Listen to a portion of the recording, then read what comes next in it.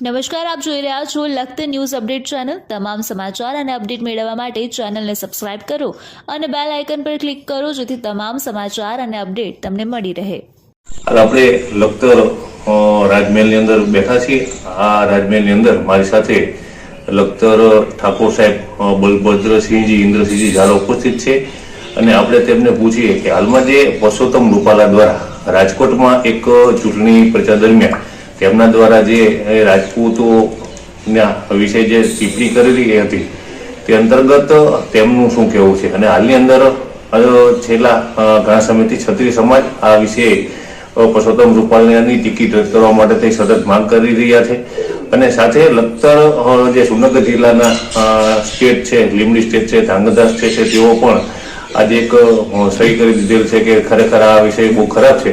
તો આપણે બલભદ્રસિંહજી બાપુ સાહેબને પૂછીએ કે તેમનું આ અંગે શું કહેવું છે। બાપુ સાહેબજી, આ રૂપાલાની ટિકિટ રદ કરવાની માંગણી સરકાર દ્વારા ક્ષત્રિયો દ્વારા કરવામાં આવી રહી છે તે અંગે આપનું શું કહેવું છે? મારું એટલું જ કહેવાનું છે કે રૂપાલાએ સમજીને ટિકિટ ન લેવી જોઈએ। એને કહેવું જોઈએ કે ભાઈ હોય મારી ભૂલ થઈ કે હું એમાં નહીં રહું, મને જે કંઈ હોદ્દો આપવો હોય એ અમારું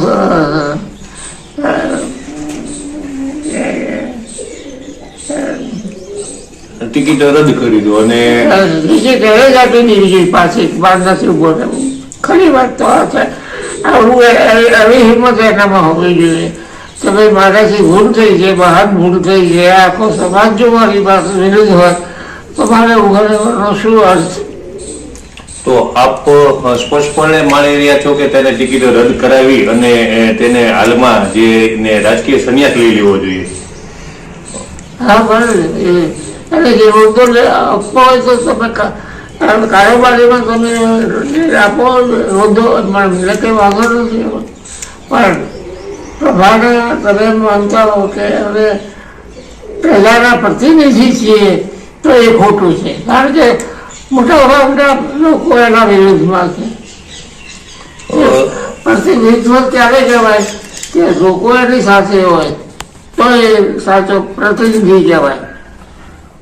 લખતર બલભદ્રસિંહજી એ બાપુ સાહેબનું એક માનવું છે કે પરસોત્તમ રૂપાલા દ્વારા જે છે તેને ટિકિટ પોતાએ જ કહેવું જોઈએ કે આને રદ કરી દેવામાં આવે અને તેમનું પોતાનું માનવું છે કે જે પ્રજાનો પ્રતિનિધિ હોય તેના માટે થઈ અને જે 18 વર્ણની પ્રજા છે તેના માટે એક સમાન જ હોવી જોઈએ। કોઈ પણ પ્રજા વિશે તેને ક્યારે ઘસાતું ન બોલવું જોઈએ।